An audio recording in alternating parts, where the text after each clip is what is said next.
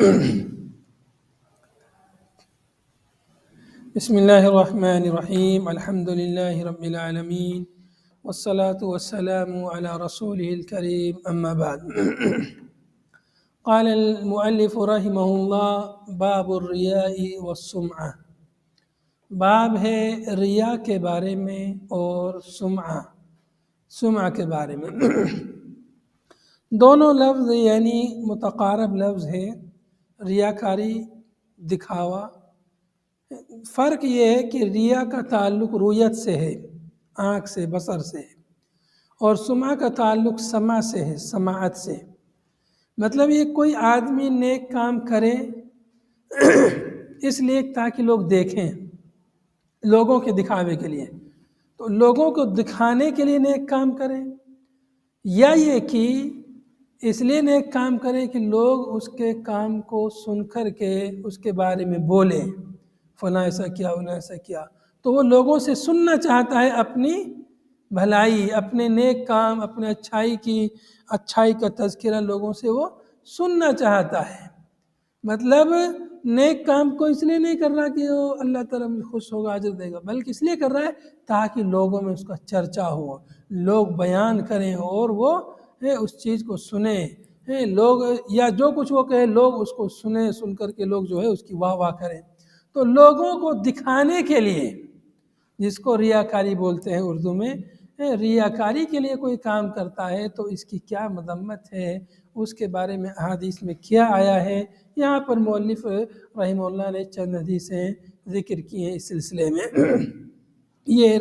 ریاکاری بہت ہی خطرناک مرض ہے۔ اللہ کے نبی صلی اللہ علیہ وسلم نے ایک حدیث میں فرمایا انی اخوف ما اخاف علیکم الشرک الاصغر، کہ میں سب سے زیادہ تم پر جس چیز سے ڈرتا ہوں وہ شرک اصغر ہے۔ لوگوں نے پوچھا اللہ کے نبی شرک اصغر کیا ہے؟ آپ نے فرمایا الریا، دکھاوا، کوئی بھی کام دکھاوے کے لیے کرے، نیک کام لوگوں کو دکھانے کے لیے، تو یہ جو ہے شرک اصغر شمار ہوتا ہے۔ اور اگر انسان جو ہے اس کو بالکل خالص اسی لیے کرے، دوسروں کے لیے، اللہ کی رضا یا اللہ کی عبادت بالکل بھی مقصود نہیں ہے، تو بسا اوقات یہ جو ہے شرک اصغر سے شرک اکبر تک بھی پہنچ جاتا ہے۔ تو یہ چیز اعمال کو ضائع کر دیتی ہے، برباد کر دیتی ہے۔ ریا، دل کے اندر جو ریا و نمود کی جو کیفیت پیدا ہوتی ہے، انسان کو اس سے بچنا چاہیے، اور چونکہ ان اعمال کو برباد کر دیتی ہے۔ پہلی حدیث اس سلسلے میں عن ابی ہریرہ رضی اللہ عنہ قال قال رسول اللہ صلی اللہ علیہ وسلم ان اللہ لا ينظر الى صورکم ولا اموالکم ولكن ينظر الى قلوبکم واعمالکم۔ حضرت ابو ہریرہ رضی اللہ عنہ سے مروی ہے، کہتے ہیں کہ رسول پاک صلی اللہ علیہ وسلم نے ارشاد فرمایا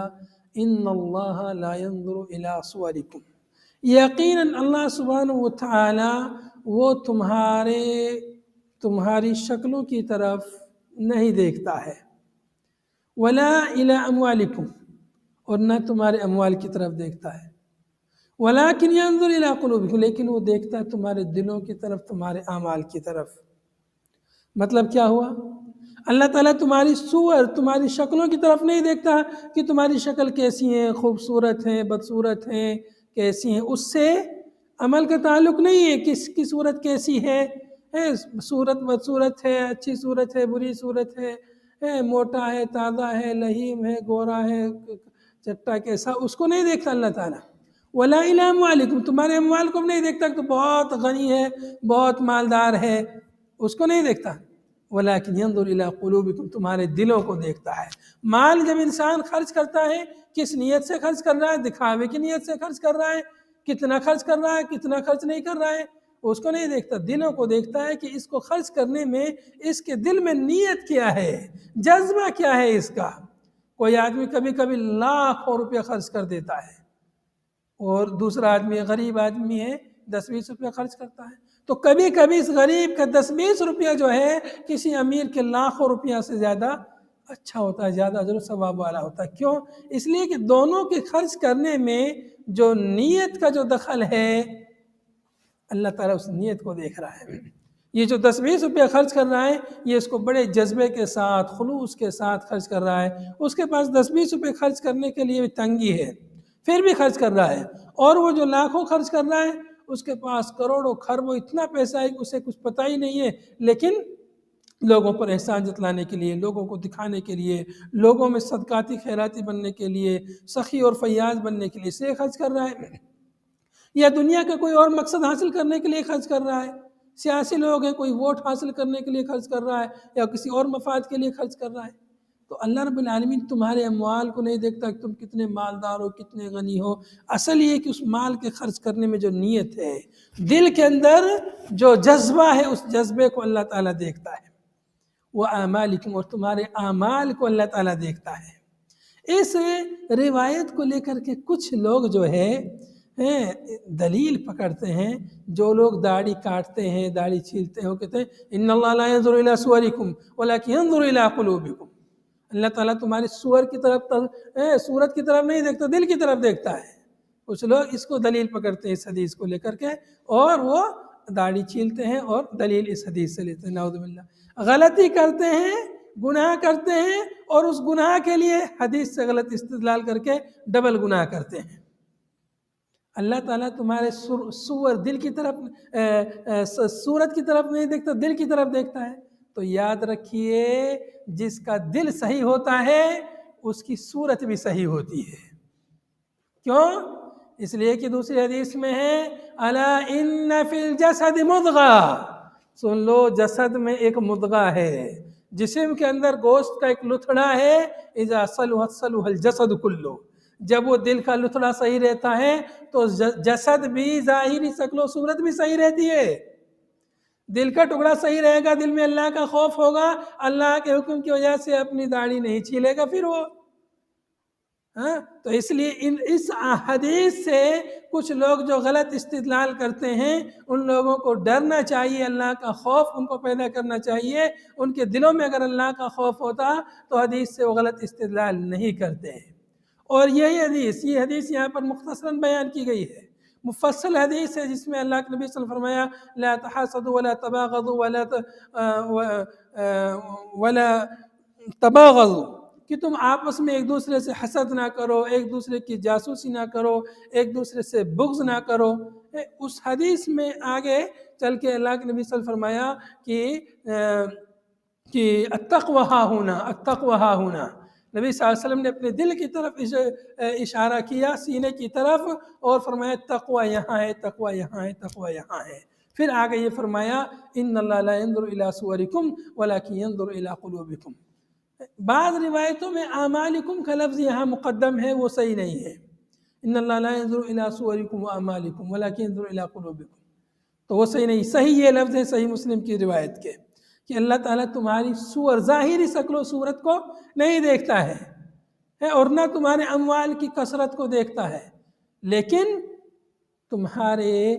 دلوں کو دیکھتا ہے کہ تمہارے دلوں کے اندر اس ظاہری شکل و صورت کے لیے، ظاہری جو اعمال جو تم کر رہے ہو ان ظاہری اعمال کے لیے تمہارے دلوں میں کیا نیت ہے۔ نماز پڑھ رہے ہو تو نماز پڑھنے کے لیے دل میں نیت کیا ہے، کیا ارادہ ہے؟ لوگوں کو دکھانے کے لیے پڑھ رہے ہو یا اپنے رب کو راضی کرنے کے لیے پڑھ رہے ہو؟ صدقہ و خیرات کر رہے ہو کس لیے کر رہے ہو؟ صدقہ و خیرات کی ظاہری شکل و صورت کو اللہ نہیں دیکھتا، بلکہ اس کو کس نیت سے کر رہے ہو اس نیت کو اللہ تعالیٰ دیکھتا ہے۔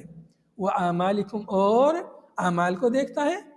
اس سے معلوم ہوا لفظ ہے قلوب کے بعد اعمال ہے، مطلب دلوں کے ساتھ ساتھ ظاہری جو اعمال ہیں ان اعمال کا طریقہ کیسا ہے، نبی صلی اللہ علیہ وسلم کے طریقے کے مطابق ہے کہ نہیں ہے۔ اگر کوئی شخص دل میں اچھی نیت رکھے طریقہ نبی صلی اللہ علیہ وسلم کے مطابق نہ ہو تو بھی وہ عمل قبول نہیں ہے۔ تو اس لیے الی قلوبکم سے کیا معلوم ہوا؟ عمل اللہ کے لیے ہو، دل میں خلوص ہو، اور وہ عمل نبی صلی اللہ علیہ وسلم کے طریقے کے مطابق ہو۔ عمل کو بھی اللہ دیکھتا ہے، عمل کے ظاہر کو دیکھتا ہے کہ نبی صلی اللہ علیہ وسلم کے طریقے کے مطابق ہے کہ نہیں ہے، عمل کے باطن کو کہ کس نیت سے کیا گیا ہے، اللہ کے لیے کیا گیا ہے کسی اور کے لیے کیا گیا، اس کو اللہ تعالیٰ دیکھتا ہے، وہی عمل اللہ کے یہاں قبول ہوگا۔ اللہ تعالیٰ نہیں دیکھتا ہے کہ مطلب کیا ہوا، بولے نہیں دیکھتا ہے، لیکن دیکھتا ہے دلوں کی طرف، مطلب نہیں دیکھنے کا اور دیکھنے کا مطلب کیا ہوا، قبول کرنے سے تعلق ہے۔ اللہ تعالیٰ انہی اعمال کو قبول کرتا ہے جن اعمال کو صحیح نیت کے ساتھ کیا گیا ہو۔ اگلی روایت ہے وعنہ قال قال رسول اللہ صلی اللہ علیہ وسلم قال اللہ تعالی انا اغنى الشركاء عن الشرك من عمل عملا اشرك فيه معي غيري تركته وشركه۔ حضرت ابو ہریرہ رضی اللہ عنہ سے روایت ہے، کہتے ہیں کہ رسول پاک صلی اللہ علیہ وسلم نے ارشاد فرمایا قال اللہ تعالی، اللہ تعالیٰ فرماتا ہے۔ یہ حدیث کون سی قسم ہے حدیث کی؟ حدیث قدسی۔ جس روایت کو اللہ کے نبی صلی اللہ علیہ وسلم اللہ تعالیٰ سے روایت کریں وہ حدیث قدسی کہلاتی۔ قال اللہ تعالی، اللہ تعالیٰ نے فرمایا انا اغنى الشركاء عن الشرك، میں شرکا میں سب سے زیادہ بے نیاز ہوں عن الشرک، شرک سے۔ میں شرکا میں سب سے زیادہ بے نیاز ہوں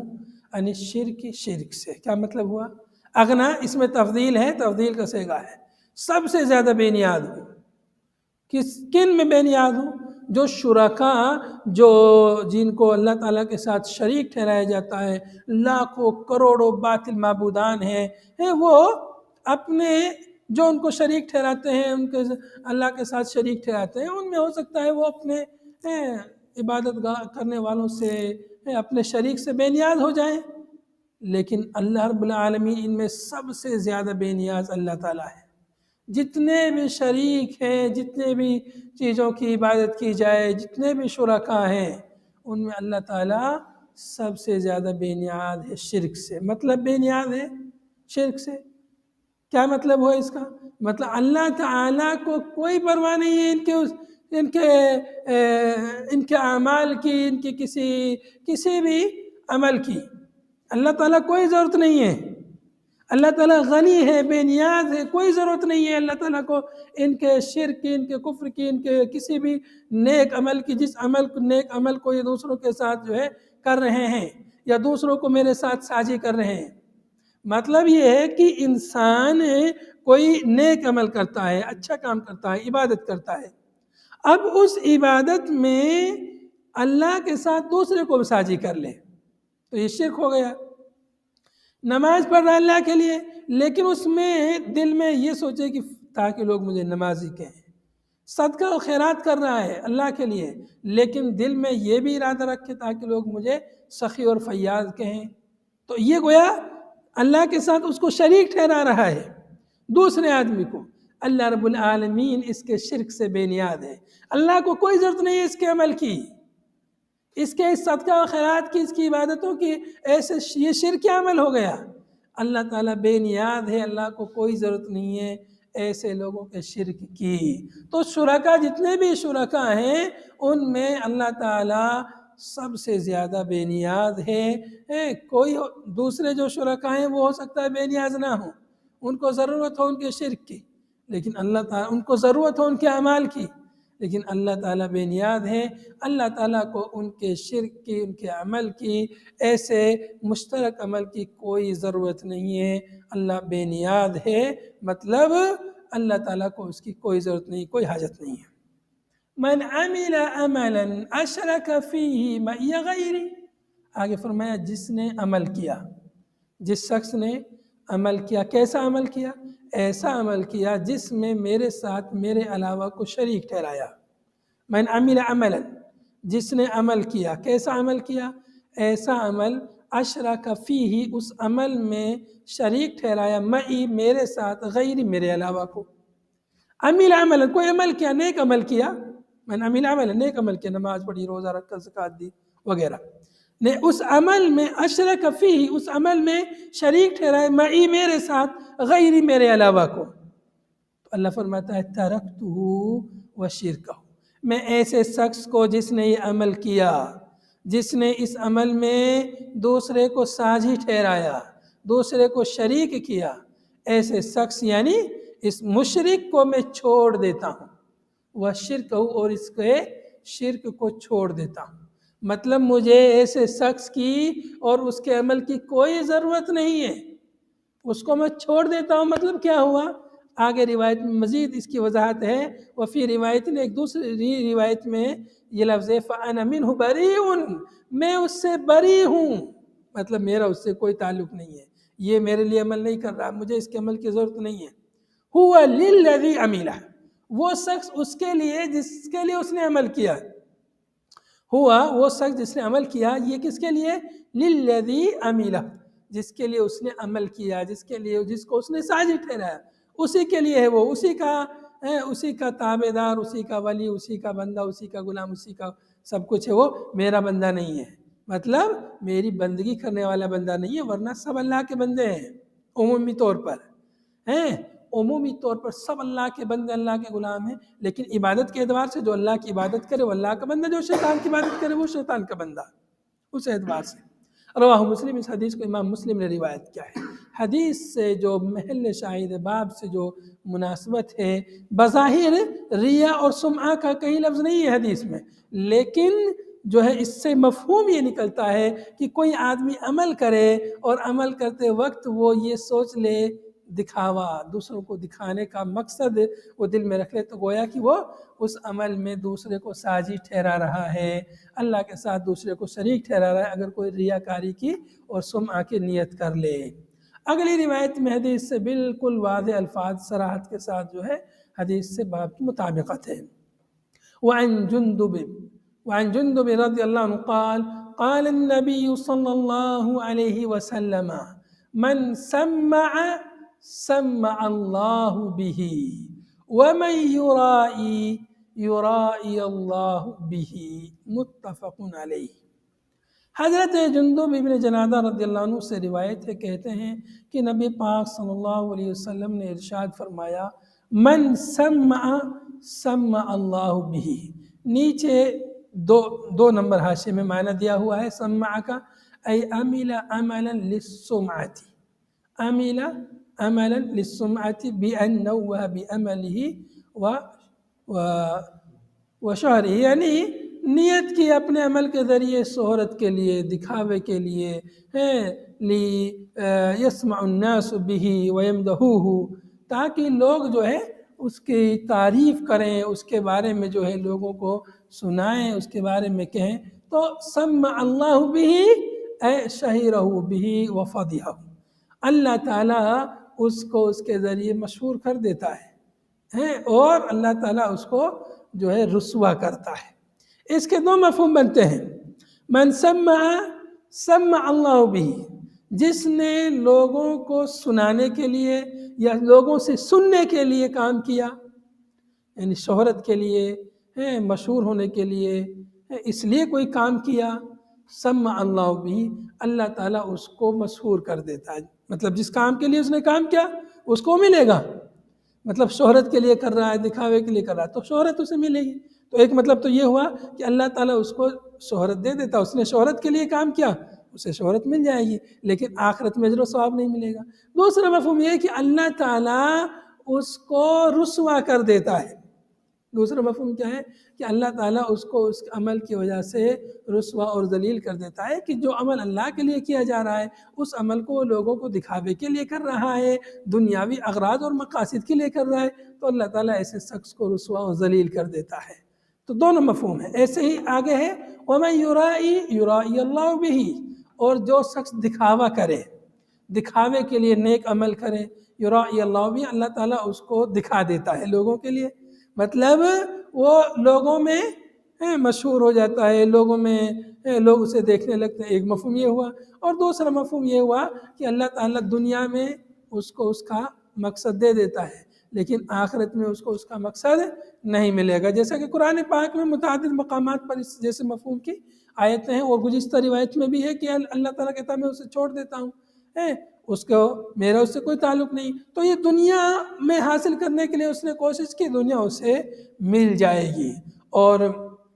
قرآن پاک میں اللہ رب العالمین نے کفار اور مومنین کی دعا کا تذکرہ کیا ہے. وَمِنْهُمْ مَن يَقُولُ رَبَّنَا آتِنَا فِي الدُّنْيَا وَمَا لَهُ فِي الْآخِرَةِ مِنْ خَلَاقٍ. کچھ لوگ ہیں جو دنیا میں مانگتے ہیں تو اللہ تعالیٰ انہیں دنیا دے دیتا ہے، آخرت میں ان کا حصہ نہیں ہوگا. وَمِنْهُمْ مَن يَقُولُ رَبَّنَا آتِنَا فِي الدُّنْيَا حَسَنَةً وَفِي الْآخِرَةِ حَسَنَةً. ان میں سے کچھ لوگ ہیں جو دنیا میں بھی مانگتے ہیں، آخرت کا بھی آخرت کی بھلائی مانگتے ہیں، کہتے ہیں اے ہمارے رب ہمیں دنیا میں بھی بھلائی دے، آخرت میں بھی بھلائی دے، تو اللہ تعالیٰ ان کو دونوں جہان میں بھلائی عطا فرماتا ہے۔ تو ایسے ہی اس حدیث میں دو لفظ ہیں، سماع کا اور رویا، تو دونوں کا مفہوم میں نے آپ کو بتا دیا، اس کا تعلق سماعت سے ہے، سننے سے، اور اس کا تعلق رویت سے ہے، مطلب عمل اس لیے کر رہا ہے تاکہ لوگ دیکھیں، اس کے عمل کو دیکھیں اس لیے عمل کر رہا ہے، اور یا اس لیے کر رہا ہے تاکہ لوگ اس کے عمل کو دیکھ کر کے اس کی واہ واہ کریں، سنائیں، اس کو سنائیں، واہ بھائی واہ کیا اچھا کام کیا تو نے، کتنا اچھا کام کیا۔ تو اس طرح سننے کے لیے، سننے کی چاہت، رغبت، اپنی تعریف لوگوں سے سننا چاہتا ہے، اس لیے اگر وہ اس کام کرتا ہے تو یہ جو ہے اچھی بات نہیں ہے۔ حدیث جو ہے بخاری مسلم میں موجود ہے۔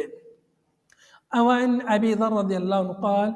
قیل لرسول اللہ صلی اللہ علیہ وسلم ارأیت الرجل يعمل العمل من الخير ويحمده الناس عليه وفي رواية يحبه الناس عليه قال تلك آجل بشر المؤمن، رواہ مسلم۔ روایت حضرت ابو ذر رضی اللہ عنہ سے ہے کہ کہتے ہیں کہ قیل علی رسول اللہ صلی اللہ علیہ وسلم، اللہ کے رسول صلی اللہ علیہ وسلم سے کہا گیا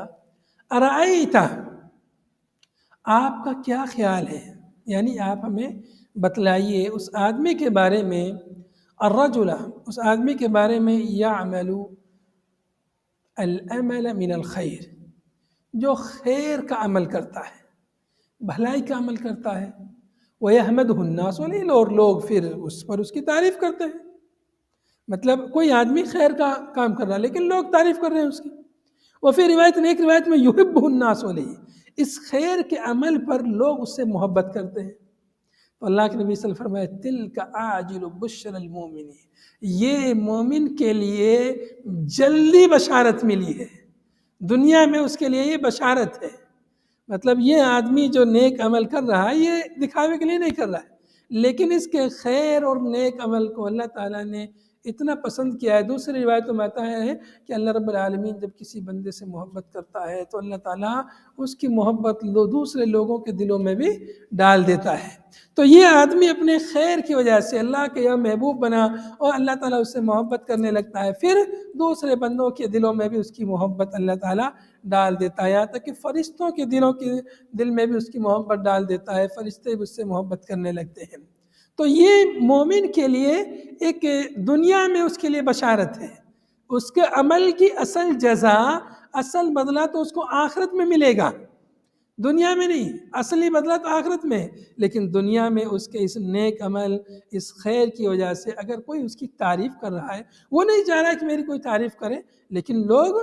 اس کی تعریف کر رہے ہیں، اس کی بڑائی بیان کر رہے ہیں، اس کے خیر کا تذکرہ کر رہے ہیں، تو یہ جو عمل کر رہا ہے یہ نہیں چاہ رہا کہ میری کوئی تعریف کرے، میرے اس عمل پر مجھے شاباشی دے، وہ نہیں چاہتا، لیکن لوگ جو ہے پھر بھی اس کی تعریف کرتے ہیں، اس کا تذکرہ کرتے ہیں۔ جو خیر کرتا ہے، اچھا کرے گا تو اس کا اچھا تذکرہ ہوگا، اور برا کرے گا تو اس کا برا تذکرہ ہوگا، تو یہ چیز ایسا اگر ہے تو یہ مطلب ریاکاری نہیں ہے، لوگ کر رہے ہیں، وہ نہیں چاہ رہا لیکن لوگ کر رہے ہیں، تو یہ جو ہے آدمی اس سے بری ہے،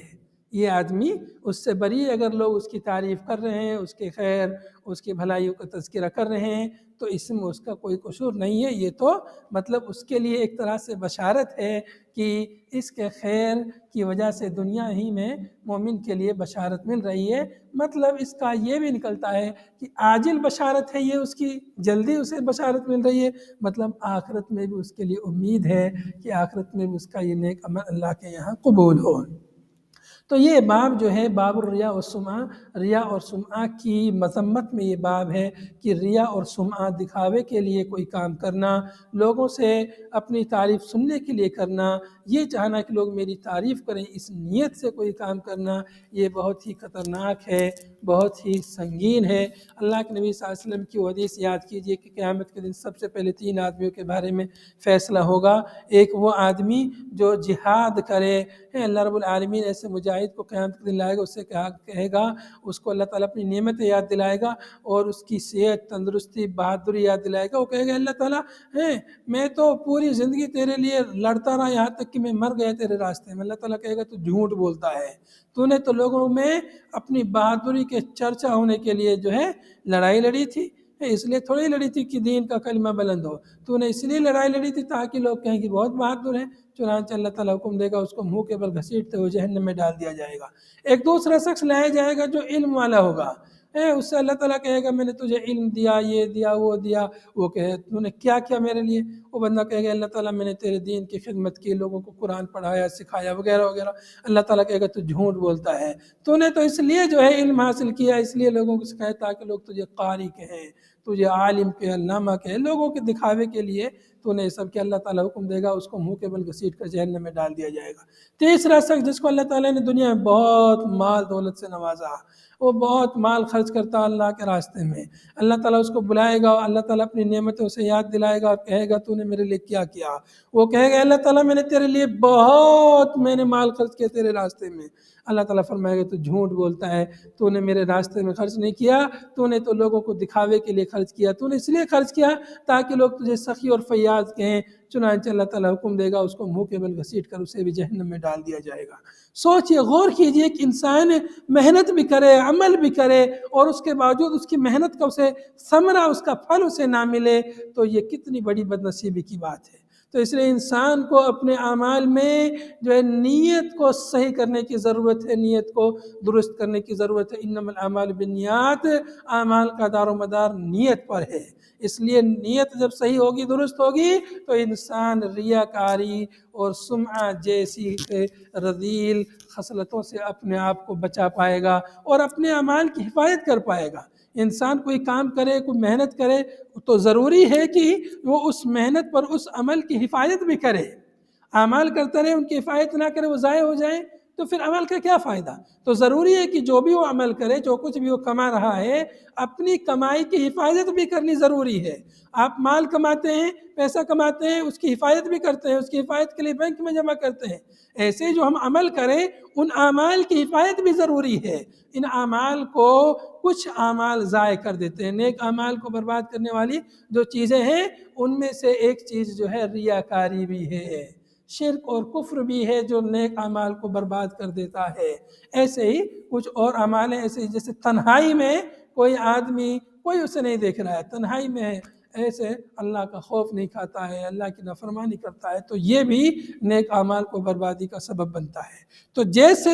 کچھ اعمال جو ہے نیک اعمال کو برباد کر دیتے ہیں، ایسے ہی نیک اعمال بھی برے اعمال کو بھی ختم کر دیتے ہیں۔ ان الحسنات یذہبن السیئات، حسنات نیکی سیئات کو مٹا دیتی ہیں، چونکہ جو حسنات مضبوط ہوتی ہیں، ان کی بنیاد مضبوط ہوتی ہے، تقوی ان کے اندر ہوتا ہے، نیت صحیح ہوتی ہے، اور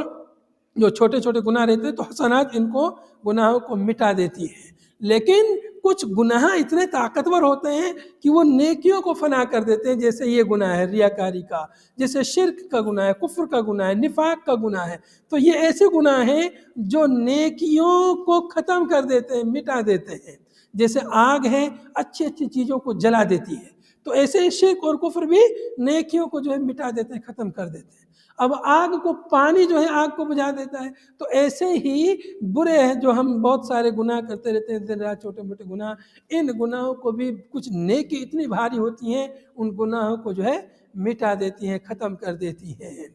ایک شخص اللہ کے نبی صلی اللہ علیہ وسلم کے پاس آیا اور کہنے لگا اللہ کے نبی صلی اللہ علیہ وسلم، میں نے، مجھ سے غلطی ہو گئی، ایک عورت کے ساتھ میں نے بوس و کنار کر لیا۔ اللہ کے نبی صلی اللہ علیہ وسلم نے اس سے منہ موڑ لیا، اعراض کیا کہ جانے دو، رفو، اپنی برائی اس کو چھپانا چاہیے، نہیں بیان کرنا چاہیے۔ تو چنانچہ اس وقت جانے لگا، اللہ کے نبی صلی اللہ علیہ وسلم کے پاس وحی آئی اور پھر نبی صلی اللہ علیہ وسلم نے اس کو بلایا واپس اور اس سے کہا کہ تم جو ہے نیک اعمال کرو، نماز پڑھو پابندی سے، اور یہ کرو وہ کرو، اس لیے کہ نیکیاں برائیوں کو مٹا دیتی ہیں۔ ان الحسنات یذہبن السیئات، کی نیکیاں برائیوں کو ختم کر دیتی ہیں۔ تو نیکیوں میں کچھ ایسی ہوتی ہیں جو برائیوں کو مٹا دیتی ہیں، اور برائیوں میں بھی کچھ برائی اس قدر خطرناک ہوتی ہیں، اس قدر زہریلی ہوتی ہیں وہ برائیاں کہ وہ نیکیوں ہی کو جو ہے ختم کر دیتی ہیں، انہی کو جو ہے نیکیوں کو بیکار کر دیتی ہیں۔ تو اس لیے ان اعمال کو جاننے اور سمجھنے کی ضرورت ہے، کون اعمال ہیں جو نیکیوں کو ختم کر دیتے ہیں اور کون اچھے اعمال ہیں جو برائیوں کو ختم کر دیتے ہیں، تاکہ ان اچھے اعمال کو اپنایا جائے۔ ایسے بہت سارے اعمال ہیں جو برائیوں کو ختم کرتے ہیں۔ ان میں سے سب سے پہلا عمل کلمہ توحید ہے، لا الہ الا اللہ۔ جو شخص دین اسلام میں داخل ہو جائے اس کے سارے گناہ معاف ہو جاتے ہیں۔ اسلام ایمان لایا، ایمان لانے کی وجہ سے سارے گناہ معاف ہو گئے۔ ایسے ایمان اور تقویٰ ہے، ایمان اور عمل صالح ہے جو نیکیوں کو، جو برائیوں کو مٹاتے ہیں۔ اور بھی بہت سارے اعمال ہیں، جیسے مثال کے طور پر جس نے صبح شام یہ دن میں 100 مرتبہ لا الہ الا اللہ وحدہ لا شریک لہ لہ الملک ولہ الحمد وہو علی کل شیء قدیر، یہ جس نے پڑھا غفر لہ ما تقدم من ذنبہ، اس کے گناہ سمندر کے جھاگ کے برابر بھی ہو تو وہ بھی معاف ہو جاتے ہیں۔ ایسے ہی ہے کہ جس نے 100 دفعہ سبحان اللہ بحمدہ سبحان اللہ بحمدہ، جس نے 100 دفعہ پڑھا، اس کے جو ہے دن میں 100 دفعہ سبحان اللہ بحمدہ پڑھا تو اس کے جو ہے گزشتہ گناہ معاف ہو جاتے ہیں۔ ایسے ہی حدیث میں ہے کہ جس نے اذان سنی، اذان کا جواب دیا، اس کے بعد لا الہ الا اللہ اشہد ان لا الہ الا اللہ وحدہ لا شریک لہ واشہد ان محمد عبدہ ورسولہ، اس کے بعد یہ پڑھا رضیت باللہ ربا وبالاسلام دینا وبمحمد رسولا، یا رضیت باللہ ربا وبمحمد رسولا وبالاسلام دینا، الفاظ میں تقدیم تاخیر دونوں طرح حدیث میں وارد ہیں۔ تو جس نے یہ پڑھا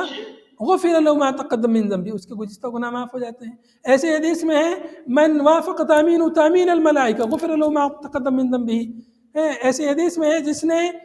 من صام رمضان ایمانا واحتسابا غفر له ما تقدم من ذنبه، من قام رمضان ایمانا واحتسابا غفر له ما تقدم من ذنبه، من صام یوم عرفہ، عرفہ کے روزے کی فضیلت میں جس نے عرفہ کا روزہ رکھا اس کے جو گزشتہ 1 سال آئندہ 1 سال کے گناہ معاف ہو جاتے ہیں۔ جس نے عاشورہ کا روزہ رکھا اس کا جو 1 سال گزشتہ گناہ معاف ہو جاتے ہیں۔ تو یہ نیکیاں یہ گناہوں کو مٹاتی ہیں۔ تو بہت ساری ایسی نیکیاں ہیں جو گناہوں کو مٹاتی ہیں، ختم کرتی رہتی ہیں۔ ان نیکیوں کو کثرت سے کرنے کی ضرورت ہے، اس لیے کہ ہمارے بہت سارے گناہ ہم دن رات کرتے رہتے ہیں۔ ان گناہوں کو مٹانے کے لیے ذکر و اذکار اور نیکیوں کو کرنے کی ضرورت ہے، اور ایسے اعمال سے بچنے کی ضرورت ہے جو نیکیوں کو مٹاتے ہیں اور ختم کرتے ہیں۔ آخر میں اللہ تعالیٰ سے دعا ہے اللہ تعالیٰ ہمیں ان اعمال کو اپنانے کی توفیق عطا فرمائے جن اعمال کے ذریعے سے گناہ مٹتے ہیں، اور ان اعمال سے بچنے کی توفیق عطا فرمائے جو اعمال نیکیوں کو کھا جاتے ہیں۔ هذا وصلی اللہ وسلم علی نبینا محمد وعلی آلہ وصحبہ اجمعین، سبحانک اللہم وبحمدک نشہد ان لا الہ الا انت نستغفرک ونتوب الیک، والسلام علیکم ورحمۃ اللہ۔